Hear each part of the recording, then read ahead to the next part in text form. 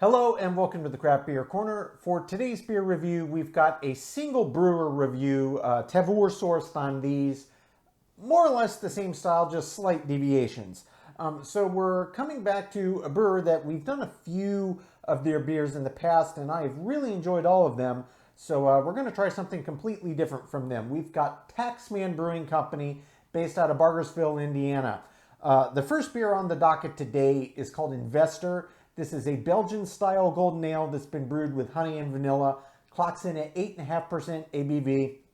Then beer number two, this one says it's Belgian-inspired, not Belgian-style. So it maybe has some Belgian yeast, maybe just the bill. But nonetheless, this one is called Offshore Holdings.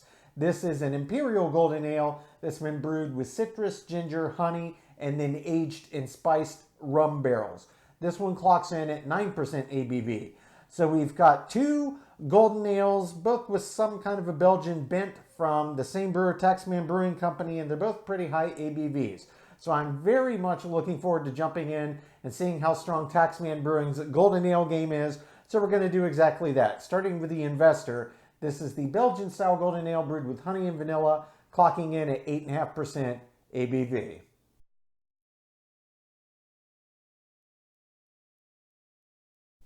Okay, so jumping into our first beer of today's Taxman Brewing, really kind of Belgian style golden ales. We've got Investor. This is the Belgian golden ale, Belgian style golden ale brewed with honey and vanilla.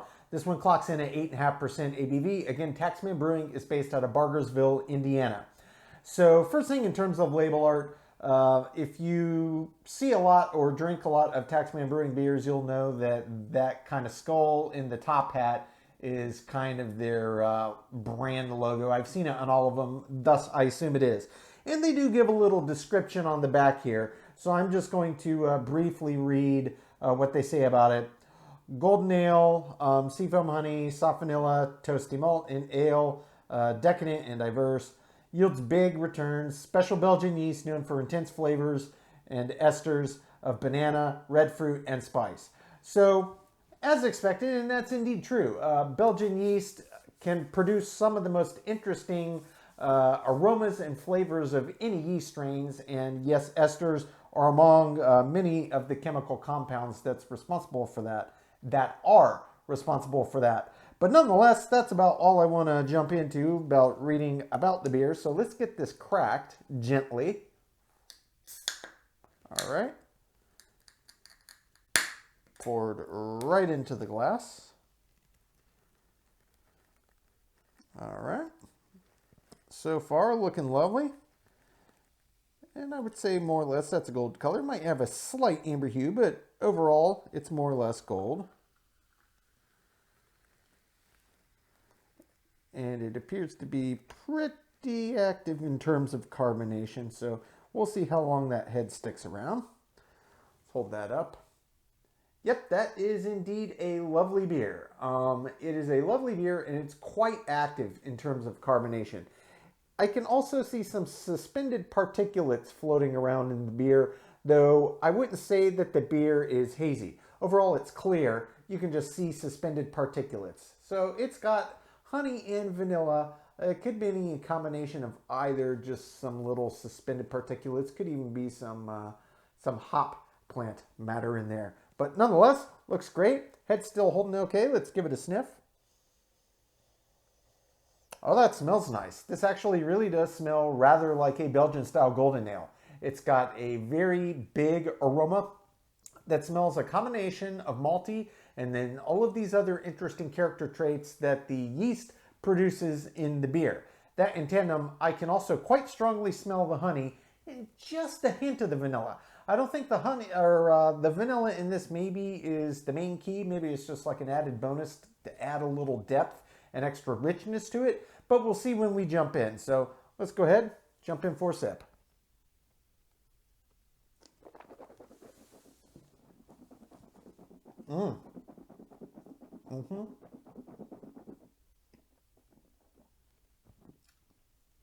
Oh, that's a very, very well done Belgian-style golden ale.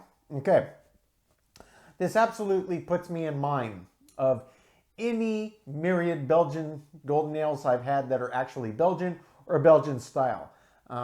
Be they from big, well-known Belgian style beer producers such as Ommegang or any number of Belgian beers. Hoyga Brewing, obviously their Delirium. Tremens is a very popular beer. And it's got these similar qualities about it. It's this Belgian yeast, and it does produce all of these interesting flavors. So in here, while they mention banana specifically, I'm not picking any of that up, either in terms of the aroma or the flavor, but I am getting a very classic sense of clove. Very akin to what one experiences in a Hefeweizen. It's that same kind of clovey profile, and it really mixes well with the honey and the vanilla. I can unequivocally say that the vanilla does come through in the flavor. Though it is background, it does add some added richness, and it pairs very, very well with the honey. This is a very well-built beer. Honey and vanilla added to this beer style, fantastic. I've never had it, and let me tell you, it works exceptionally well together. So let's jump back in here for a body and mouthfeel. I'll start to explore the flavors.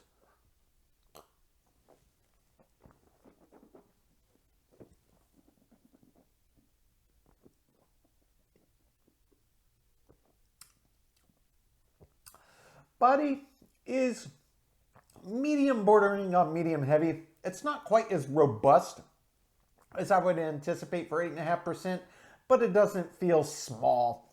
Just normally, the Belgian style beers, they'll feel a little bigger in the mouth. They don't always, due to the carbonation, it kind of throws it off sensorily speaking, but it's kind of right around where I expected it to be. In terms of mouthfeel, feels very much like any classic Belgian golden ale I've had. They are big beers, but they also tend to be very active in terms of carbonation. So you get a sense of thickness when they're in the mouth, but there's also all of this activity. And it feels very much like I anticipate. You roll it around, it doesn't get super creamy. It'll cream up a little bit, but it mostly just coats all of the various nuance of flavors that the yeast and whatever other additives they throw in there to just help mash the palate in all of it. And it's just flavors. Belgian style beers are just packed full of flavor, and they really are a treat. They really are a treat. There's some of the most complex beers that I could think of are Belgian style beers, and their yeast is very special. It is. It adds all these other subtle layers that just keep playing in and out on each other, and one will pop in here and pop out and pop in there and pop out, and it's just so good. And I stand by it. This honey and vanilla is a really, really great flavor combination for this style of beer. I'm going to jump back in, see if I can fully pinpoint where these flavors develop for you.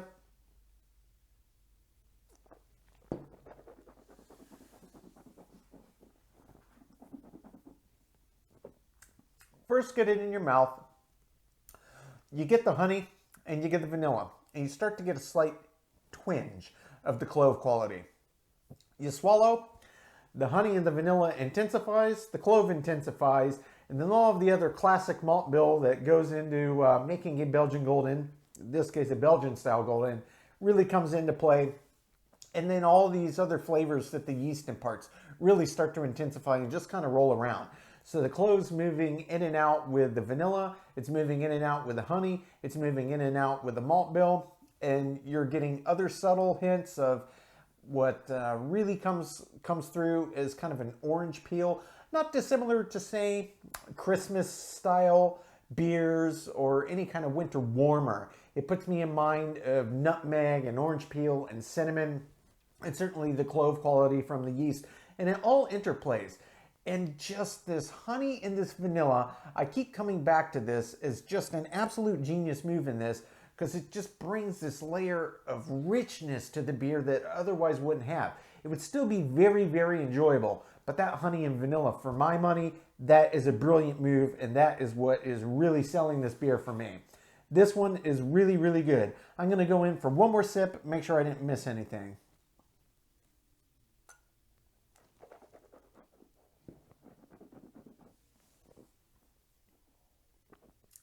Oh, it's just so good. I love the way that it presents its flavors too. It gets really big. It gets really intense. While they're all kind of moving in and out of each other, they're really holding that intensity for pretty good bit of time, 5, 6, 7 seconds before it starts to kind of tail off in the intensity of the flavors that it's presenting. And the finish on this is pretty long, as you might expect. If you've had a lot of Belgian beers and Belgian-style beers, you'll know that the intensity of flavor is quite high. They're very full of flavor, and it does tend to coat the palate, so you do tend to get a much longer finish on each sip than your average beer. And it's a nice, big, full-bodied, wet finish, just packed with flavor, and it just is lingering all over the palate. I'm still getting honey, I'm still getting vanilla, I'm still getting the classic malt bill, I'm still getting clove, I'm still getting orange peel, nutmeg, cinnamon, and it's just going and going and going. Very, very long finish indeed. This is a fantastic beer. I absolutely love it. I'm going to take my time, come up with my scores. When we come back, we will get to our second beer. This is Offshore Holdings, the Imperial Golden Ale brewed with citrus, ginger, honey, and then aged in spiced rum barrels. And that one clocks in at 9% ABV.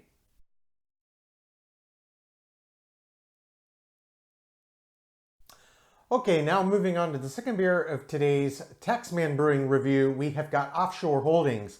This is an Imperial Golden Ale brewed with citrus, ginger, and honey. So it's got some commonalities, only it's a little higher ABV. This one's 9% compared to the 8.5 on the first beer. Additionally, this one has been aged in spiced rum barrels. So we've got some common ingredients, commonalities in styles, but a few different minor tweaks here. So I'm very curious to see how these are going to compare to one another.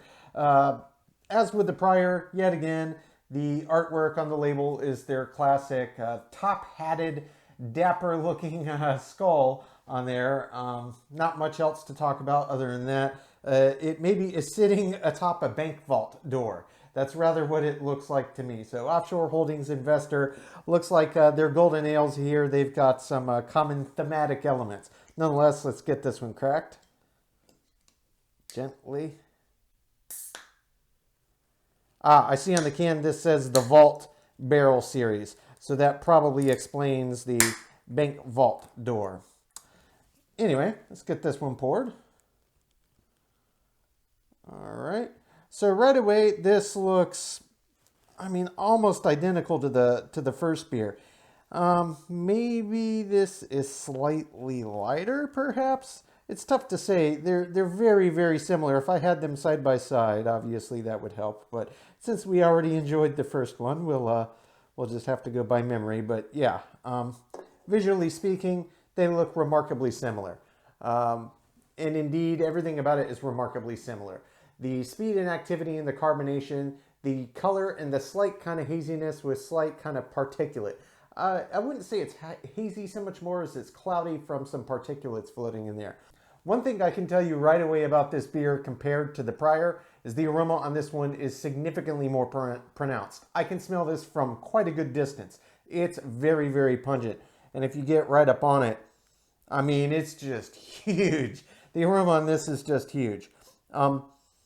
I am absolutely picking up the citrus.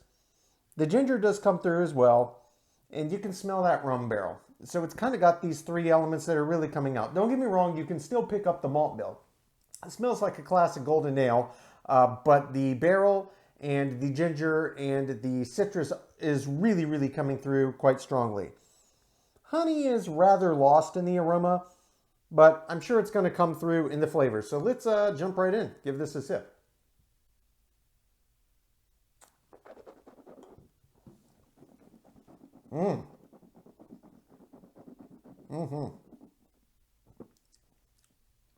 Oh, that's very nice. Yeah, that's a big beer. That's a big, big beer.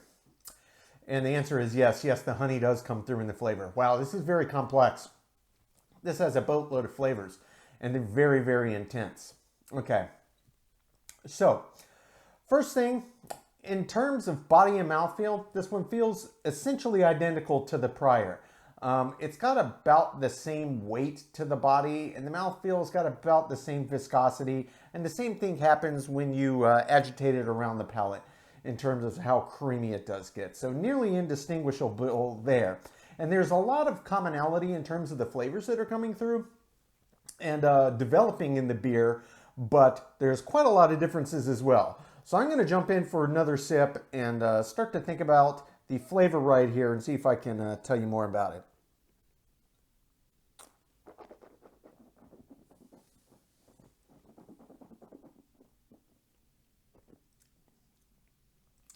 First, get it in your mouth.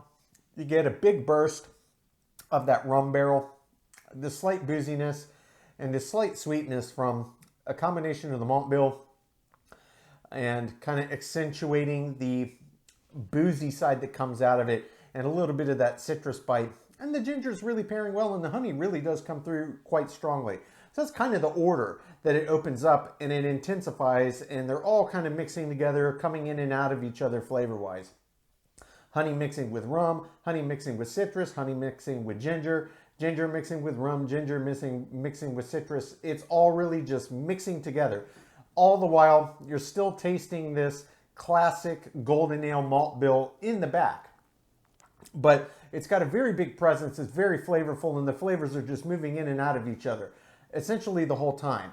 Now, interestingly enough, with this beer, the way that it finishes, it's not short.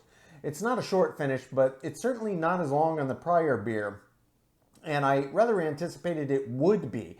A little higher ABV, more ingredients added in, similar style, just imperial, and then they added the barrel on top of it. And frankly, the barrel is really just about the only thing that you're left with. The barrel and just a little kiss of honey, but it's nowhere near as long or as pungent in terms of the finish as it was in the Investor, the first beer that we tried.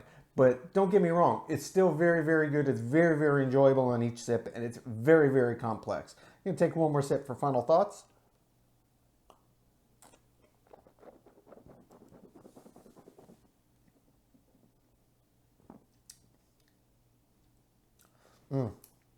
Classic Belgian-style golden ale. And it just opens up to all these flavors. I really like the rum barrel. It works very well with the ingredients that they added in this. I think really most barrels you could pick would do pretty well, but the rum has a natural, more kind of caramelized, sugary depth to it that's just blending very well with these ingredients, in particular with the honey. They're kind of finding each other and binding and intensifying and mixing with the other ingredients. It's really fantastic. I'm going to take my time, sip on this beer, count my scores. When we come back, we will get both beers ranked from top to bottom.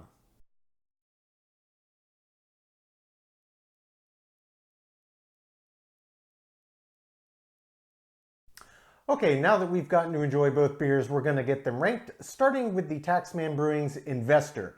This is a Belgian-style golden ale brewed with honey and vanilla. 8.5% ABV on this one. Again, Taxman is based out of Bargersville, Indiana. Starting with the aroma. The aroma on this one was quite nice and certainly pretty pronounced.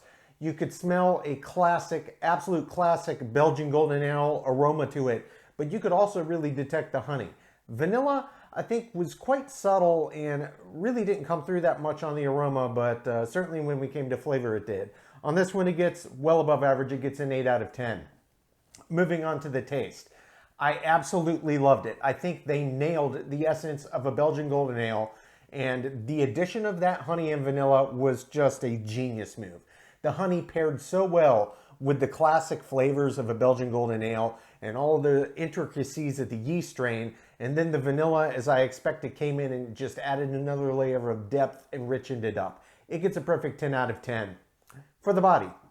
The body on this beer was nice. It was certainly above average, but at 8.5% on a Belgian-style golden ale, essentially golden strong ale, I did expect the body to be a little bigger and a little more pronounced than that, but it was above average. It gets a 7 out of 10. Mouthfeel, this was textbook Belgian golden ale. It's exactly what I expected. It's not a super viscous style, but it had a little bit of thickness due to the ABV, and it felt very much like a classic golden ale in the mouth. You got some effervescence there because they tend to be quite active in terms of carbonation, and when you rolled it around, it felt as I expect. It gets a 10 out of 10. For the finish on this beer was very long. Each sip was very long. Belgian ales in particular, just due to the yeast and the higher ABV certainly on a strong golden ale style, they're going to stick around. And then you add in the honey and the vanilla, and it just kept going even longer. And the flavors just kept interplaying and just kept going and going and going and going and going. Very, very long finish. It gets a 10 out of 10.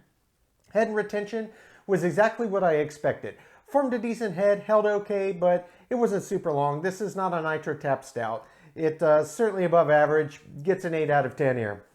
For the appearance, I thought the appearance was very, very close to classic Belgian Golden Ale. It might have been just a little bit darker than I anticipated, but not by much. I only docked 1 point. I gave it a 9. For the balance, beautifully balanced beer here. Beautifully balanced beer. The malt bill was spot on. The additional ingredients they put on were just beautifully chosen and in the right amounts to really just add extra depth to the beer without overriding or being too aggressive comparative to the other ingredients at play. They all worked together. Beautifully balanced. It gets a 10 out of 10. Feeling in the intangible. Subjectively, I absolutely love this beer. I did. Not much more to say there. It gets a 10 out of 10. Finally, as an example of this style, I'm a big fan of Belgian-style beers, and I'm a big fan of Belgian-style golden ales or golden strong ales, 8.5%. You could categorize this in multiple different ways, but I'm a big fan any way you slice it, and this was a very, very well done example indeed. Really, for me, it lost a few little nitpick points, but overall, I thought it was an excellent representative. I only docked 1 point. It gets a 9 out of 10. That brings the total score on Taxman Brewing's Investor to a 91 out of 100. So well above average beer here. If you're a fan of this style, I do highly recommend this one.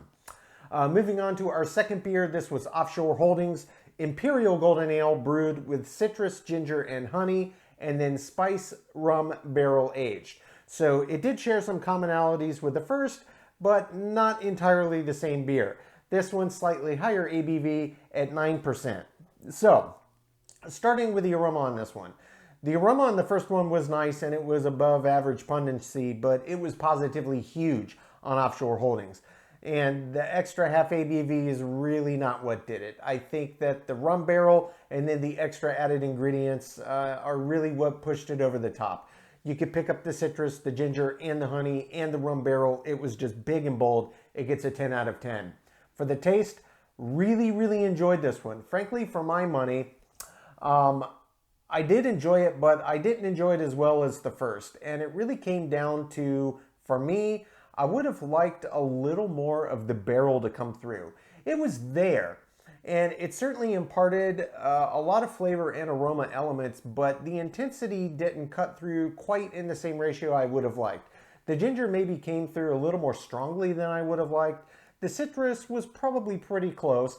The honey, I could have used a little more on this one as well. So if for me, if they had boosted up the honey and maybe a little extra time in the barrel, I think it would have helped balance out the ginger and kind of bring them all together. Don't get me wrong, it wasn't bad. I enjoyed it. It was a very, very good beer. For me, it was just kind of a balance of flavor elements. I only docked 1 point though. It gets a 9 out of 10. For the body. The body on this one, pretty much the same story with the first. It was nice. It was above average, but not as big as I expected for the ABV in this style. It gets a 7 out of 10. Mouthfeel, same stories on the first beer, and it's for the same reason. It gets a perfect 10 out of 10, exactly what I anticipated. For the finish.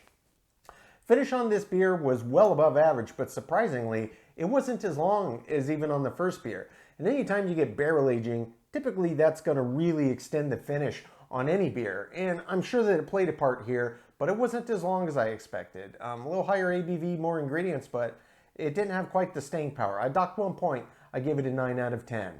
For the head and retention. The head and retention on this one was kind of interesting. It actually formed not quite as well and really didn't stick around quite as well. Now the beer style, typically quite effervescent. They're not going to hold that long, but they do produce a head. This one was just high end of average, and I gave it accordingly. It gets a 6. Appearance-wise, same story as with the first. They were nearly indistinguishable. Golden ales, maybe just a little bit darker than the average. I docked 1 point. It gets a 9. For the balance on this beer, just as with the first, I thought was overall exceptional. But again, the only thing I could come back and say, maybe just a little less ginger, a little more time in the barrel to let those flavors play out a little longer, and the aromas, and just a little more honey, and I think it would have been a little bit more cohesive. But overall, still exceptionally well balanced, very enjoyable beer. I only docked 1 point. It gets a 9. Feeling in the intangible, I loved it. Taxman beers are great. I've had quite a few from them now, and I have thoroughly enjoyed all of them. These are no exception. This one for me, just a couple nitpicks, but I only dock 1 point. It gets a 9 out of 10. Finally, as an example of the style. This beer was a very good example of the style, but it did lose some points in some categories that for me, the overall big picture were kind of critical. While I did enjoy everything, and overall it was balanced well, and it was a fine, tuned product here, I think there were just a few little minor tweaks that would have set it up in the upper echelon ranks. There's a lot of Imperial Goldens out there, and certainly actual Belgian ones, and not just American produced. But it's a stiff competition in those big beers like this. This one did a great job. It's above average, but it does not get top marks. I did deduct 2.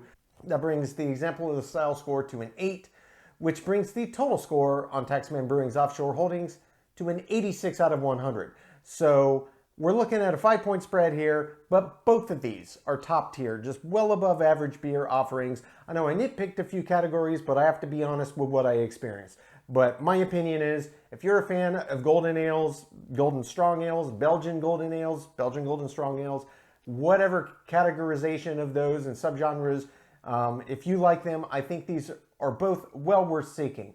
Very interesting, unique twists on a classic style, and I absolutely enjoyed them. Folks, that's today's review. As always, I do sincerely appreciate you tuning in today. Please don't forget to like, comment, and subscribe. And if you want to stay in the loop when our videos go live to YouTube, you can just click the notification bell icon. It is right next to the subscribe button. Until next time, keep it beer, keep it craft. We'll see you on the next one. Cheers.